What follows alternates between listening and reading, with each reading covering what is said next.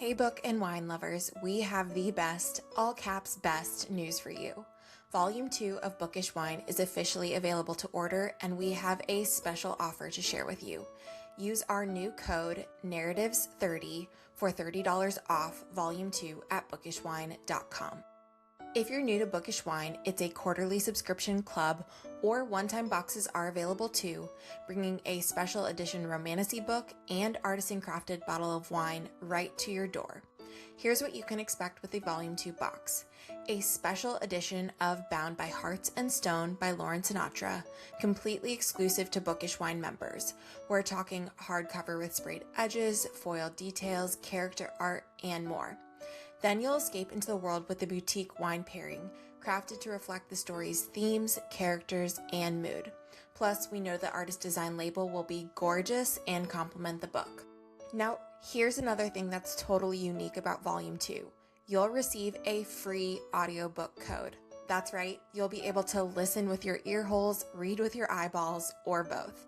Head to bookishwine.com and use code NARRATIVES30 by March 15th, 2026 for $30 off, and upgrade your reading nights with this immersive, unique bookish experience. Must be 21 or older. Please sip and savor responsibly. Narratives and discussions may cover heavy content. For more information and disclaimers, please visit narrativesandnightcaps.com and take care while listening.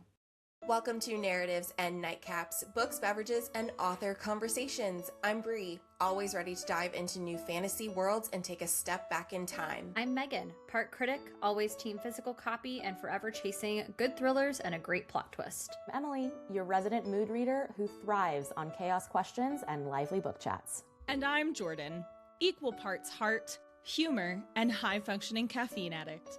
I come with coffee in hand, wine on standby, and a Gilmore Girls quote for every occasion. Cheers! Cheers!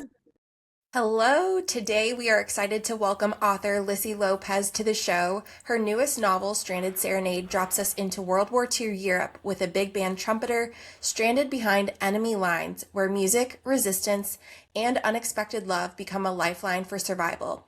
Lisi is an amazing storyteller who writes with heart, history, and purpose, and we cannot wait to talk about this book.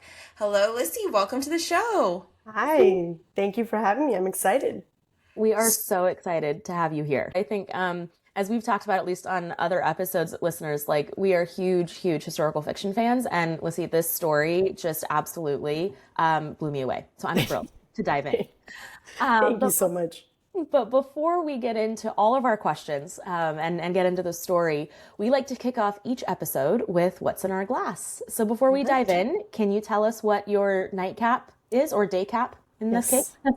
It's 5 o'clock somewhere, right? 5 o'clock somewhere. There you go. I have a glass of champagne. It's actually said to be, it was one of Winston Churchill's favorite champagnes, Paul Roger, or if you want to say with the French accent, Paul Roger. Yeah. I've found out that was his favorite during all my research of my books, and I tried it and I loved it. So I thought it was a good one to whip out now for this chat. I love that. That's I love very that. cool. I love talking to historical fiction writers because I feel like they always have these little unique facts that they found out in their research. So I think that's so cool that was probably one you maybe stumbled upon. And what a perfectly fitting nightcap for this episode and for your book. So I'm going to drink with you too. Yes. To cheers in the 2026 New Year. Yes. Perfect. Cheers. That is one of my, I was just going to add, I haven't tried that one in particular, but listen, it's now on my list. There you go. I love, I don't know, champagne's always celebratory. So I love like mimosa on Christmas morning, or, champagne to celebrate the new year. It's always a super fun, festive drink. Oh, good. Well, let's dive into maybe a few icebreaker questions. As I said, these are beverage and book related. But to kick us off, are you a coffee or tea person? Coffee. Cheers. It's earlier where I am, so I am like full in the coffee mode right now. Coffee or don't talk to me. That's me. Yep. I'm right there with you as well. I've been attempting to become an afternoon tea person. I don't know that I'm very successful at it, but I'm trying. I'm trying. That counts. Um, I fully recognize that I had like a caffeine problem this year. Um, but whatever. As we Okay, all do. great. So it adds character to your day. So, Absolutely. okay, we may have just answered this, but I'm all for a surprise. Wine or champagne? I used to be more wine, but lately I have found that I'm leaning towards more champagne. I don't know if I'm getting fancier in my older age or what, but it's just I have a better time with it. I'm enjoying the taste more where I didn't used to. So Yeah. yeah, it's a new phase for me. Cheers to that. Yes. Yes, indeed. All right. So are you an early morning writer or a late night thinker? I am I am a when kids are in school writer.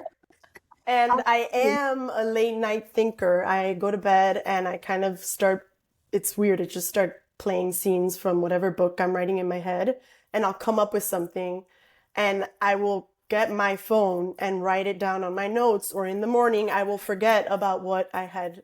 Even though I'm convincing myself, no, I'm not going to forget in the morning, I always forget.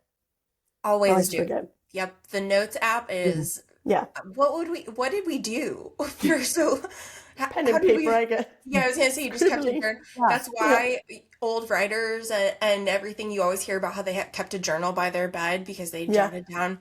Yeah. But the notes app is a bit of a lifesaver there. Um, do you listen to music while you write? Absolutely. No. While I write, no. But I do, while I'm writing scenes, I love jazz music, swing music, all of that. So I will go and I'll pick a song that I may have referenced and I'll like listen to it to kind of get me in that scene to help me write whatever details or whatever mood I'm trying to get into that scene with the characters. But no, I cannot listen to music and write. My ADD brain will not function. I'll write a lyric into the scene if I do that. Right? Yeah, I mean, I'm the same way, like while I'm working and writing. I like to have music in the background, but typically no lyrics and or it has to be very far away and very quiet, but Yeah, it's this random something. noise in the background. So right there with you. I think it depends on what I'm doing, but because I will listen to like an audiobook while I'm Okay. working if it's like more of a like Right. like I can do both, but otherwise I'm right there with you. Like no lyrics, softly, just in the background kind of I thing. know you do that and it amazes me. That's actually really impressive. It's so impressive. Yeah, I because I'm like, how does she do that? I think in the I'll say I've read a lot more this year than probably a lot of previous years. And so Lissy, I fall in your camp, like things have to happen while kids are at school. Yes. So I've just had to become a really good Both. multitasker with Yeah. audiobooks and working and, all of the above. So all good. Okay, so which is harder to write, the first chapter or the last chapter? I think, oof, that's a good question there. I think the last chapter is actually harder to write. Mostly that first chapter is kind of, I get an idea for a story, and that first chapter kind of starts it. But Yeah, that last chapter, I want to do that entire book justice. So sure. how do I wrap it up without making it seem like it was a cutoff, without making it Yeah. seem like it was too cheesy, for lack of a better word? So I think, yeah, I think the last chapter would be the harder one to write. And even as like when I'm reading the whole manuscript and I Yeah. go to that last chapter, I change that a lot Oh, interesting. because I feel like, oh, I just read the whole thing. That didn't do it justice the first time I wrote it. So let's change it up. Oh, everyone's always so critical of their own work too, but I can get where that would definitely be challenging.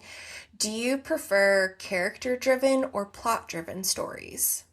Plot driven. Yeah, I know. Yeah. And I have to kind of make myself focus on the characters and hmm not want to rush the story, right? The characters need to develop, which the first rough draft is usually just get the plot down, do what you will with the characters. And then when you start reading it again, that's where I realize, okay, I want this character to go this way or this to happen with them. And then, so yeah, definitely plot just to get it all down. We're out of my brain and into the paper. And then we get into the characters. I like that take. That's kind of an interesting, like you build it in layers, right? Plot first, then build out the characters, like finishing touches. It's like, it's a layer cake, really. Yeah. I feel like that's such a good approach though for aspiring writers too, because I think a lot of people, especially when you're starting to write, you kind of struggle with figuring out what your groove is for that, and everybody's looks a little bit different. But I think that could be a really good one where it's like, hey, if you just don't know where to start, like get the plot out and then come back. Come back, and by then too, you probably understand your characters a little bit more. So you can really layer on there. Yeah. Otherwise, it can be a little overwhelming. You're like, okay, I have to get everything out and write 70,000 plus words, and so I kind of just break it up. Very good. Very good. Okay, so research rabbit holes. When you're researching a book and you end up down a rabbit hole, are those danger or delight? No, I get really frustrated with those. I was like, this was supposed to be easy. This was supposed to be a quick one. But I will say that sometimes I'm pleasantly surprised because it'll add another layer, another plot to the story that I never would have thought was going to be there. Sure. So it's bittersweet, but mostly bitter. Is there one that comes to mind for Stranded Serenade? Is there one that comes to mind that you remember that either made it into the book or that you learned something or were frustrated by? Because I did. I learned a lot about, so I don't know if you've read the book, The White Rose Network. It was like a group of university students that they were like anti-Nazi Germans, kind of against like their own resistance. They're more common and they did a lot of good work, but the lesser common resistance group were the Edelweiss Pirates. And I think it's crazy because they were a bunch of teenagers. As a teenager, like to think about going up against such a powerful party like the Nazis. And it was just impressive to read about them. It was a rabbit hole that I got into because I was reading about like the resistance in general and like faking documents and all that stuff. And I found them and I was like, oh no, this has to be in the book. So that was a deep rabbit hole that I went into. But it made it into the book. And I think, I think you wrote those scenes. I'm not gonna spoil it, but just those scenes where they come in, were for me just especially hopeful and heart-wrenching, like all wrapped in a couple of chapters. Right. Yeah. I couldn't agree more. When you are reading, where's your favorite place to read? On my bed, probably. Because otherwise I'm gonna fall asleep wherever I'm at. I don't know. Lately, I barely have any energy by the end of the night. So when I do grab the book to read, I know I'm going to pass out soon. I do also like to read when I'm biking, like stationary bike, a simple stationary bike, no Peloton or anything. And I'll have my book there and I found that out and I really enjoy doing that. That I'm impressed with because I have tried like treadmill reading or stationary bike reading, and maybe I just bob my head a lot when I'm working out, but I find that my eyes... I mean, I'm not doing a hardcore workout. I'm not like, No, but and maybe that's my problem. But I probably should be doing that, but I'm on a leisurely stroll on my stationary bike. I love it. Hey, you're moving your body. It works. Yeah. Okay, last one, and then we'll dive into the book. But so help us finish the sentence. A perfect writing day starts with dropping off my kids at school. Touche. Sorry. Cheers to that. I love them, but then when I get home after dropping them off, and I'm like, okay, I have time. I literally had this conversation with my husband this morning where love them dearly, but my entire day has to happen from drop off and pick up, and everything has to get in that time or it doesn't happen that day. Yeah. You guys Yes. amaze me, truly. You amaze me. I don't know how you do it all. I think, but Day I by day. mean, My day. all the credit in the world to the moms out there just absolutely crushing it. So even if it feels like you're not, you are. Trust me. It's Okay, nice to hear let's that. talk about this. Let's Good jump reminder. into Stranded Serenade. Can you give listeners the heart of the story, what it's about, and what kind of story you were trying to tell? Okay, so Stranded Serenade, believe it or not, came from a rabbit hole I went into when I wrote my first book, Painting the Maple Tree. I found out about Glenn Miller, the famous big band leader, that had enlisted in the army, and his plane disappeared towards the end of the war, and they never figured out what happened to him. So that's where this story comes from. And that whole, I love music, and I just wanted to, I thought it was incredible that he wasn't fighting, but he, instead of making a bunch of money over here in America, he went out overseas and brought his music with him because he understood that music is so powerful to boost morale. Whenever you're like feeling bad, you put on a song and it just makes you feel better. So I think music is in the heart of this story, as well as kind of living on with, even though you might have guilt.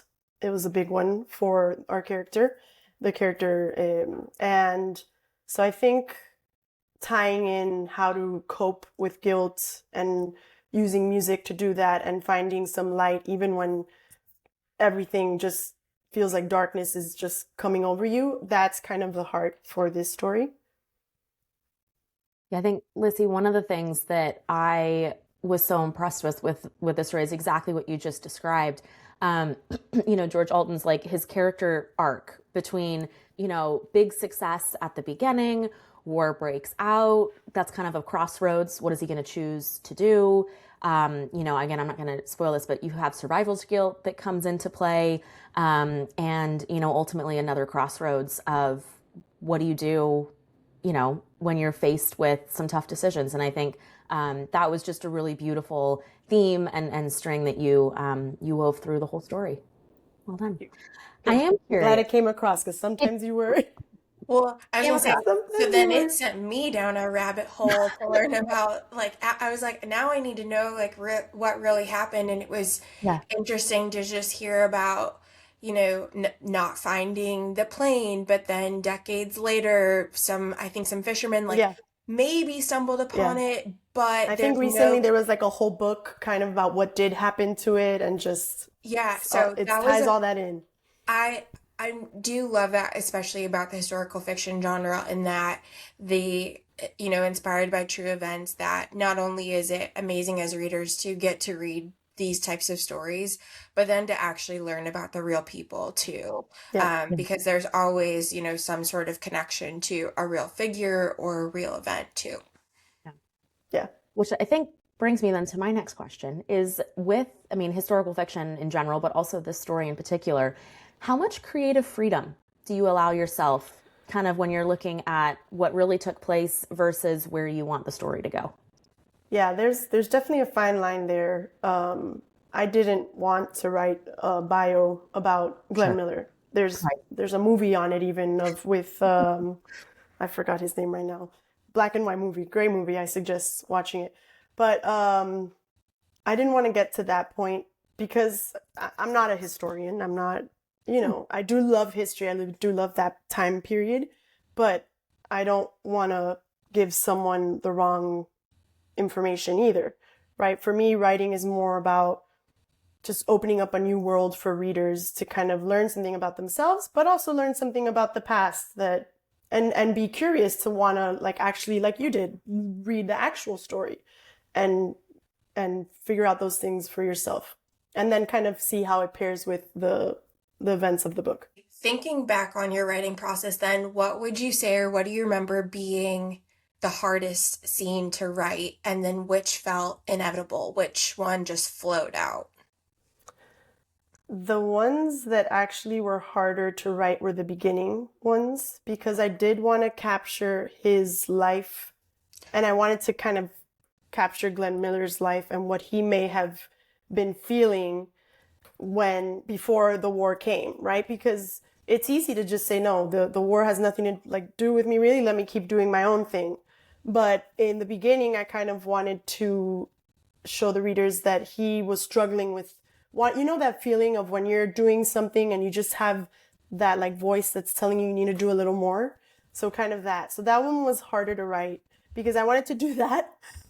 Yeah, I think everyone's gonna read it. Yeah. At some point Always. in everyone's life, Always. you have that voice, Yeah. and it is Yeah. like Yep. it's a Yep. But matter. I didn't want it to be like boring or drag on either, Yeah. right? So I Yeah. wanted to get to that, the catalyst of him, you know, and when he gets to on the plane. But that was probably the hardest. The easiest would be usually like describing him playing the trumpet or when he's performing. I really like those. I took intro to jazz class at college because it was like an elective we could take. And I really enjoyed it, like learning about all the notes and all the pieces getting put together. So that one was a little easier for me to write. I was curious about that, Lizzie, because the way those scenes read is you feel very much swept up in the music and the moment, and I could almost like picture everything else sort of fade to black, right? Or, you know, it's just him playing, and I think those were, they were fun to read, you know. Yeah, I had fun writing them too. Those are fun. Yeah. Do you play an instrument? Oof. Play is a loose term. I used to play the piano. Okay. And when I had more time, I would do like the YouTube videos and learn songs. I just haven't. I have some muscle memory from some songs, but that was like my escape also. You know, whenever I was stressed out, I would just sit, learn a song on the piano and play it out whenever I had the chance. I am always so impressed by individuals that can play a musical instrument. I took piano lessons for years, and as a kid, never wanted to practice, never like, you know, No one ever took does, to yeah. it. No one ever does, right? Just- But now as an adult, I wish I had, because it's such a skill, lifelong skill. And as you said, just to like, I tell my daughter that all the time. She's doing piano now, and she's like, "Why do I have to do this?" I'm like, "I understand. I felt the same way, but you will thank me later if you keep it." We'll see. Stay with it. Stay with it. We'll see. I'm gonna show her this part here. Yeah. was Do gonna say, you want let's do this this clip clip. specifically? Like, I'll send it just to you.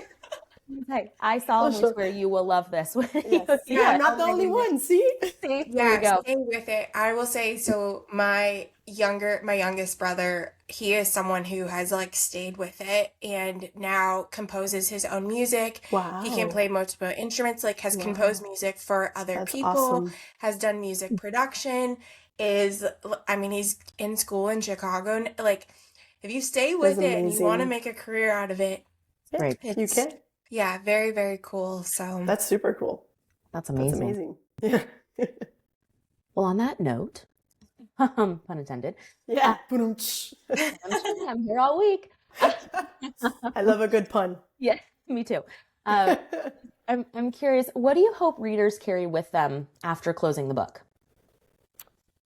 I hope that they kind of do find appreciation for jazz music. I think I do like the songs we have. I sound like an old lady. Back in the day. But it was different. I don't know. It was really beautiful just to see and hear how all of these different instruments came together and like brought either this upbeat melody or like this somber. I don't know. It was a really I mean, even nowadays you watch a movie and they'll still pop up every now and then because they're such classics. So to get that appreciation for sure. The second thing I think would be kind of that they get a realization that we're humans and we make mistakes and we all have guilt. And it doesn't mean that that's the end, right? It doesn't mean that you don't keep on going. It means, you know, sometimes you just have to work a little harder to find the positive things in your life and move on because we are lucky to be alive and we're, you know, this 1940s, they were in the middle of a war. It was a time we can't even think about right now because we live in this really privileged world right now. And so you get that your appreciation for that, but also that you still have struggles in life. And I think it's good to acknowledge them, right? Not brush them under the rug and be like, you gotta just toughen up and keep going. very well said. Yeah, I think, you know, as we get further and further away from World War II, and other historical wars that I think shaped a lot of like our generation and our parents' generation and our grandparents, but like everyone else is getting more and more disconnected from it.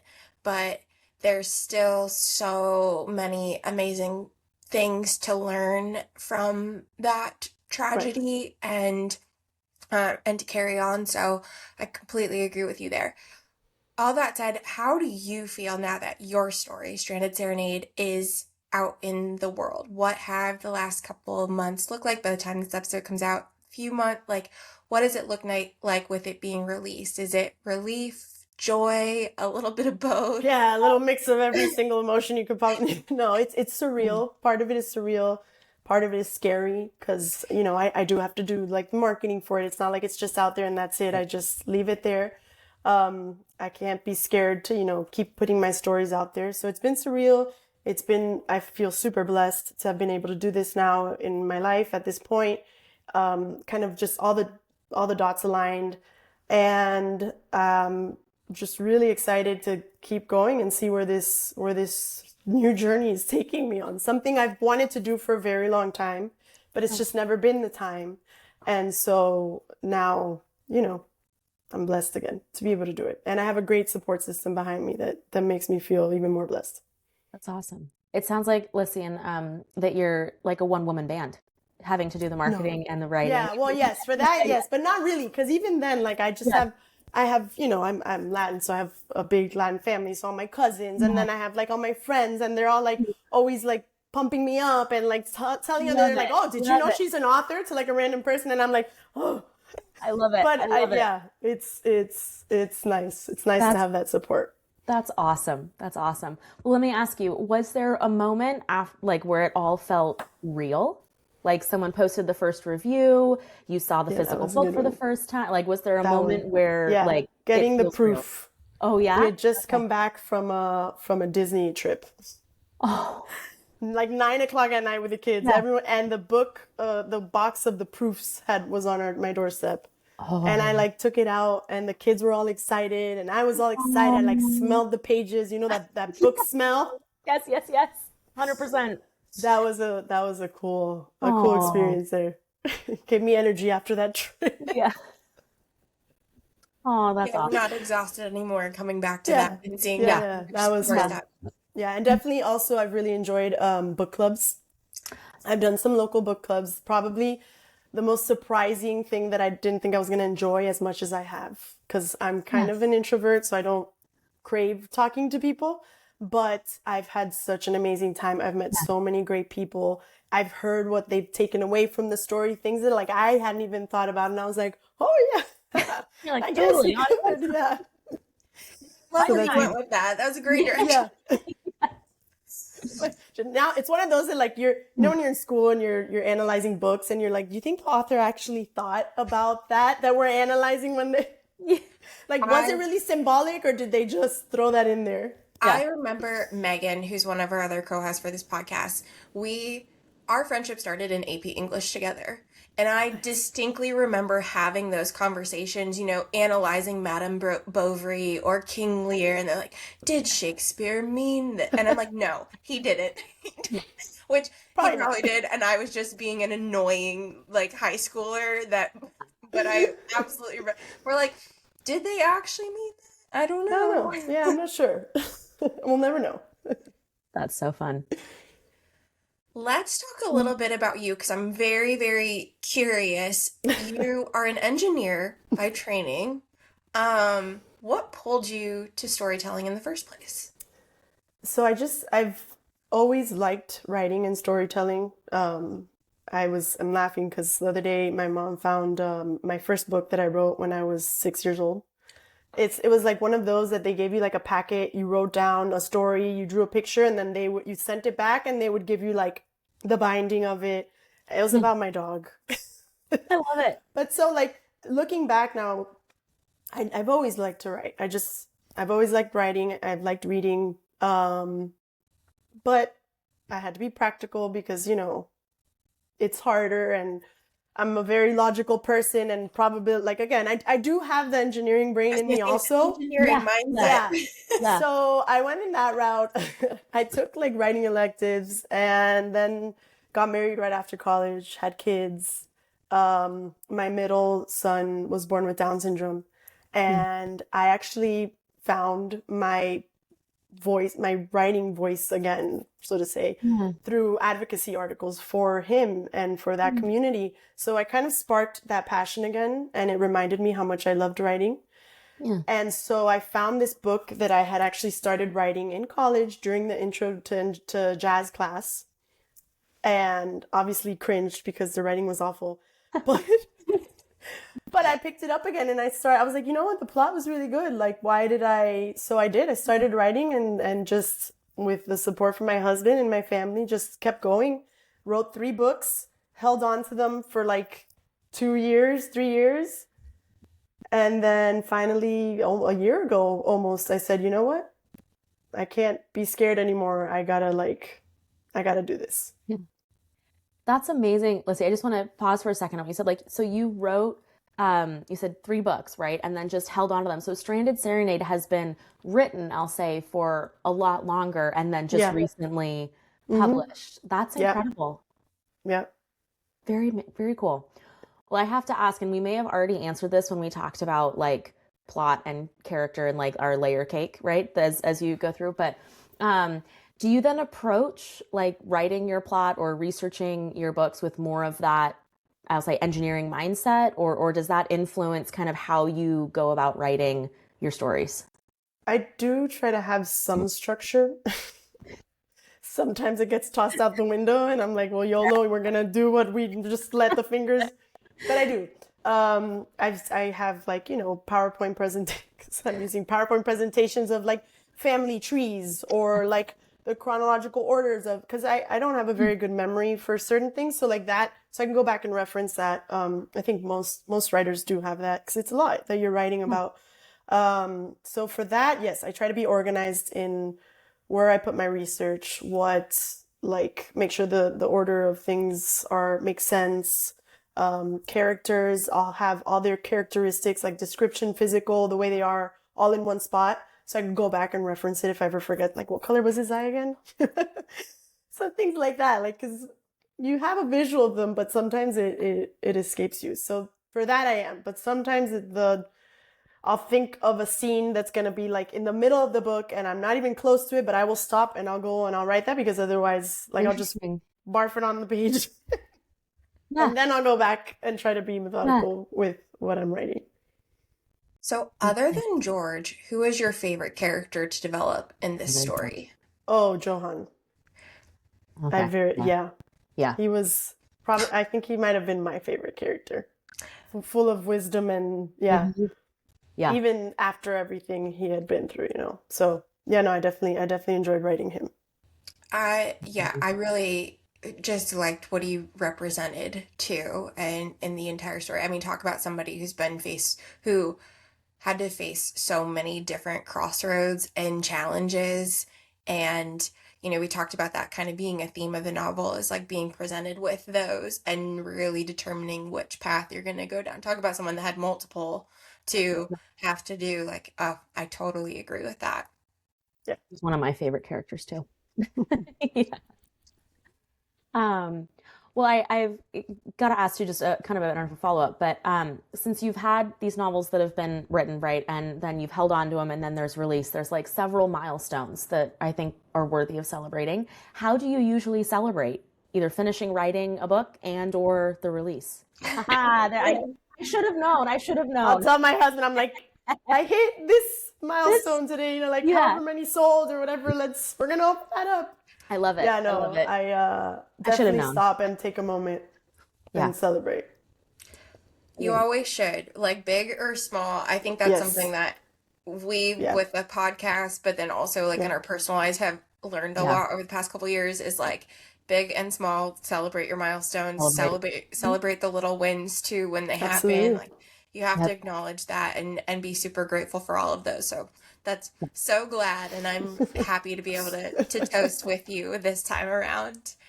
So you mentioned there were 3 books that you had written Yes. and kind of set aside, and you have another book coming out in 2026. Is that the Yep. third one, or is this a new idea? So no, they're all standalones right now. The first one and the second one, they're World War II, but they're standalones.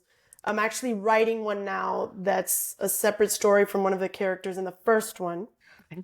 That's my work in progress. But the third one coming out is actually it is a historical fiction, but it is a Cuban historical fiction of like the 1960s. It's a dual timeline, 1960s versus 1990s. It's loosely based on because my half of my mom's side is that we're Cuban, and it is loosely based on my grandparents' story coming over from Cuba in the 60s. That one's probably the one that I will be the most scared to release, but the most excited about as well. I think that one's a really powerful one because it has a lot of like family like themes in it. Because that was another really something that I can't comprehend. My grandparents left Cuba without even knowing if they were going to see their grandparents again, but they did that for their kids so that their kids could have a better future. So that'll be the third one. I went that route because my grandfather passed away recently. Not recently, it feels recently, like almost 3 years ago. He was an engineer also. He also liked to write, but he was very technical in the way that he wrote. He's brilliant man. And he wrote their story of when he met my grandmother, of when like the revolution started, and then of their decision to finally come over. So, but again, it was very technical. There's a lot of like facts in there. So I made it fiction because I wanted to capture the essence of what my grandparents have always taught us, that your independence is very important, that your education is important, your religion is important, the freedom for all of that is important. So I mostly wanted to focus on that and then loosely based it on what they went through. And by loosely, I mean, it's pretty, maybe like some details are off, the names are off, dates might be off a little bit, but for the most part, it is what they went through. And it always blows my mind. I've always heard the stories growing up, but now that I'm older and I have my own family, you really start to appreciate it even more, all the sacrifices that they made. That's really powerful. I'm looking forward to reading that on so many different levels too. And like please correct me if I'm wrong too, but I have a good friend who she lives near you too, and is Cuban American, but I also feel like there was that the generation of people that were able to come over that made it over like didn't necessarily talk about it for a long time too. And so that you're able to showcase now like an important part of history and an important culture and community that came over that I don't necessarily know was like shared at least to the masses on a large scale, I would Right. say. It's not right. Yeah. Yeah. It's definitely not something a lot of people know about unless you live like where I live, or a community where you have a lot of Cuban exiles that they went there. But I think it is a really powerful message what they went through because it's something that can happen, to anyone if you're not careful. And I think that having it out there will hopefully just remind the newer generations of, my kids that are farther away from that. Speaking about the kids coming away further from, you're right. Yeah. So you get distance and it just becomes like a story that you're like, oh, that story of that relative. And it's not something that like you put yourself in their shoes and realize, wow, that was a really powerful, like that was just, it was, they didn't talk about it a lot because first it's painful for them. Even my grandmother now, however many years later, it's hard for her to talk about it. She still misses her country. She still misses. So it's a very, but within the Cuban community, they do talk about it and they do like try to instill it in their family members, the lessons that they learned so that it is not repeated. I think, Lisi, but thinking about the new book that's coming out, right? And the Stranded Serenade World War II novel, right, that we've been talking about, there seems to be kind of the overlap of, people at crossroads, and making choices, and then where do those choices lead them? How have you found, and I think we maybe touched on this when you walked through all of that, just writing, these two stories, one based in, I'll say, World War II, historical, Glenn Miller's story, versus it sounds like getting much more personal with your own grandparents' story. How has that process differed between the two? That process differed. It was easier in some ways because it's kind of one of those like write what you know moments. Sure. So half of the timeline is 1990s Miami, which I grew up in that. And like that whole, my family got together for any celebration. We made it a point to we're all in each other's lives all the time, for better or for worse. So that part was easier to write. It was definitely harder to get the historical part of it because I do want that to be accurate in terms of what happened when. So that part was I did take a little more time making sure that one was. Whereas, for example, with George's story, I kept the months and the years the same, but like in terms of the timeline, it had more flexibility. Yeah. Sure. Very cool. We've kind of touched on this, but I think it still deserves the space for it in terms of the conversation. And I would even just say like the climate of kind of the world right now.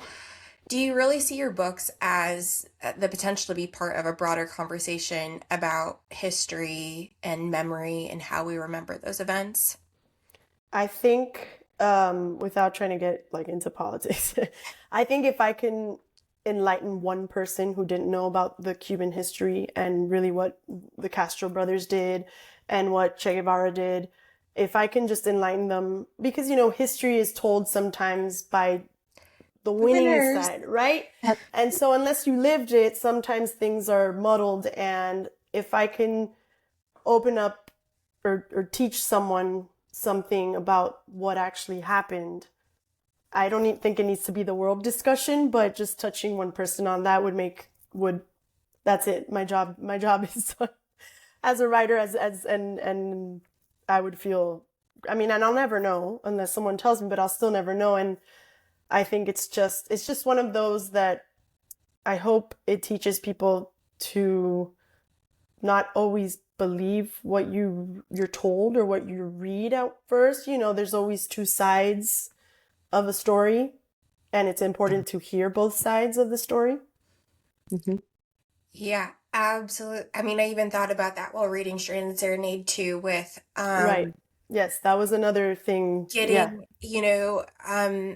hearing a little bit more about, what the perspective of the German resistance would have been like, which I think for a long time, and there's no like right or wrong to this statement. I'm just going to put that out there so there's like context on that.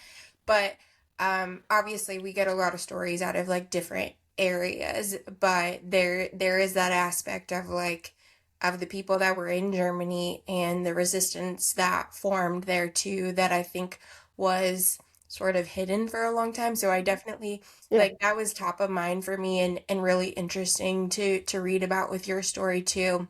And you'll hear from the Allied, like that when the Allied forces went into these towns, they judged these Germans that were there. They assumed they were part of the Nazi party, and that wasn't the case. And eventually they kind of started realizing that wasn't the case. And so that was also part of my rabbit hole that I kind of, when I found about the Edelweiss pirates and the German, because you hear about other resistances, but you don't really hear about the German resistance. Yeah, that was really, really interesting. And two, I talked about it on the podcast earlier this year, but I read another book called Daughter of the Reich earlier this year by Louise Fine. I think if I'm like pulling that off the top of my head. But similarly, the main character, it's actually like not about the German resistance a whole lot, but it is about a young girl who is a daughter of a Nazi and a lot about like that came up a little bit in your story too of, wanting to have children who are just immediately exposed to this propaganda and like they can't really think any differently because they know nothing else. And I know that was like a very brief moment, but it made me think about that book too. And that story is really interesting to see a child sort of, initially that's all she knows and then sort of form her own opinion of what and resist that, and then how her relationship changed, how her life's changed. So it's, yeah, to your point, I think now that the disconnect and the distance is like on one hand maybe a positive and has some healing in it too, but is also giving us that ability, I think, to dive and expose some of these other sides too, and some other stories and narratives that came out that maybe were kind of set aside for a while. So I thought that was a really unique and interesting aspect of the story that I appreciated. Another thing that's been kind of on my mind, you mentioned that a lot of this was overcoming your own fear. And so, which Imposter syndrome. which It's a thing. I know like we all have in some aspects. So what advice would you have for, I guess, either writers or aspiring authors, but artists in general, that either want to write a book or are in the process of writing a book, have 3 books written but haven't shared them with the world? What advice would you have for them?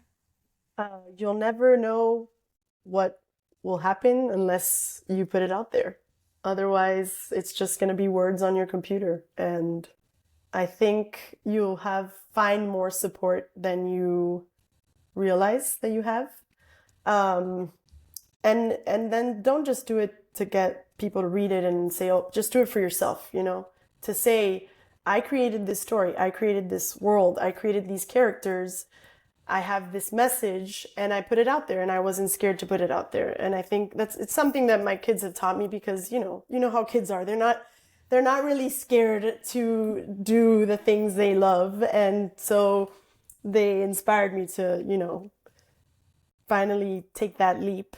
And there's been really great times, and there's been times that, I'm kind of thinking, what am I doing? Like, why am I doing this? But I wouldn't change it. I'd do it all over again. And I'm really excited to see. I don't know what's going to happen in 2026. I have what I hope will happen, but we'll see. And I'm excited. Nervous-sided. My daughter came up with that word. Nervous and excited. I'm going to use nervous-sided. I think that she says it whenever she has a show. I'm like, how are you feeling? She's like, I'm nervous-sided. Nervous-sided. I'm going to steal that. I'm going to steal that 100%. I think though that's really well said. And one of the things that I know I enjoy most just about the book community in general, talking with authors like yourself, right, it opens conversations, right? We some of us, myself included, Lisi, you mentioned this, I'm also a bit more of an introvert, like, you may not be able to tell that on the show.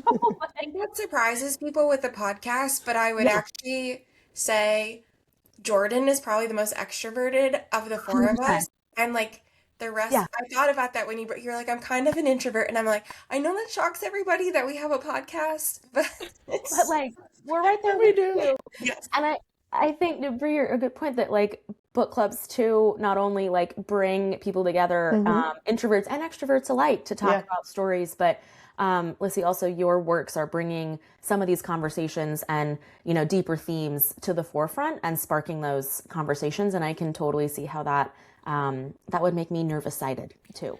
All at the same time. Nervous-sided. Yes. Yeah.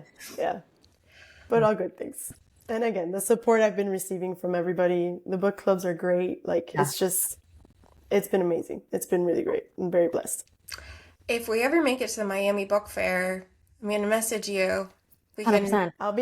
That's my goal for 2026. I signed up. I didn't realize the sign up was so early. I had just released my first one, but I am going to be in the Miami Local Author Book Fair in January.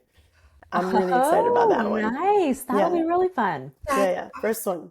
I'm very nervous-sided about that one too. Nervous-sided, but worth it. We'll see. Let's see. So will that be like your first like book fair that you're going to? Okay. Yeah. Very cool. First one.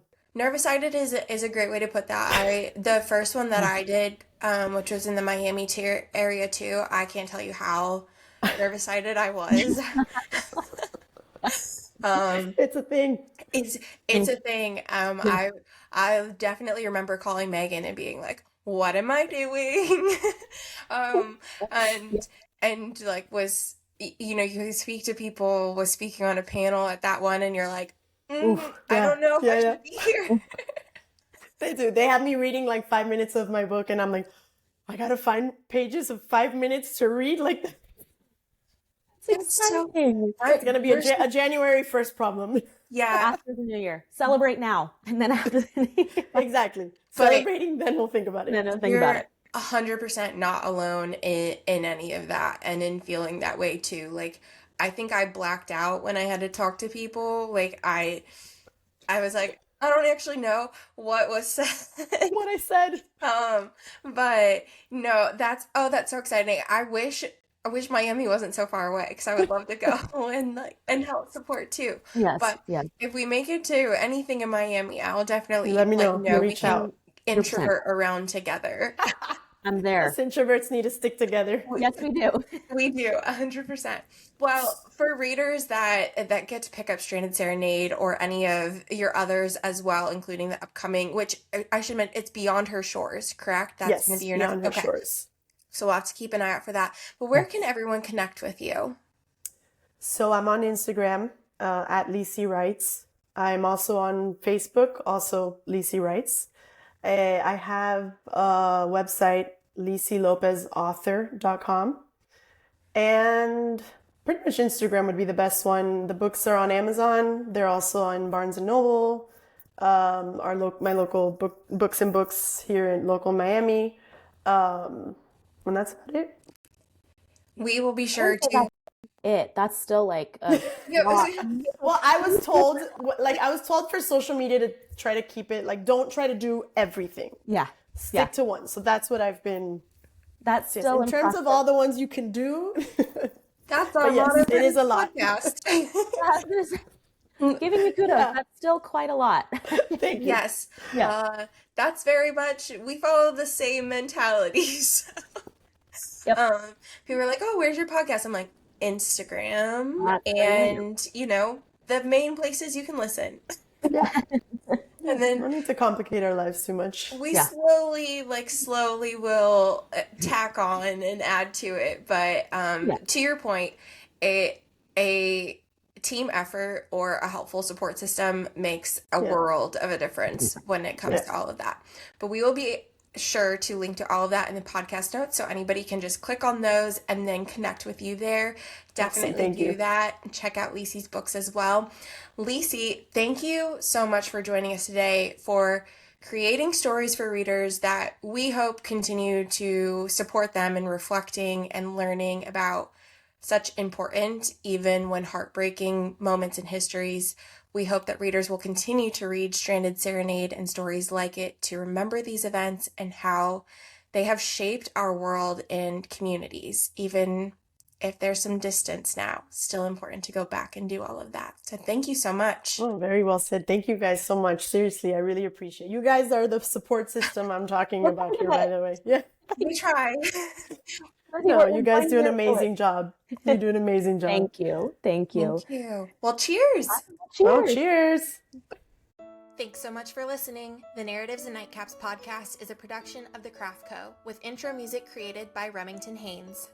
Subscribe to the show on Apple Podcasts, Spotify, and YouTube. Follow at Narratives and Nightcaps on Instagram or visit our website, narrativesandnightcaps.com.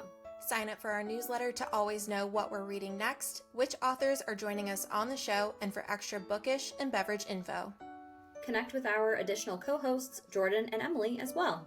You can find me on Instagram at Cozy Reads and Sips. And you can find me on Instagram at books.bottles. Cheers! Cheers!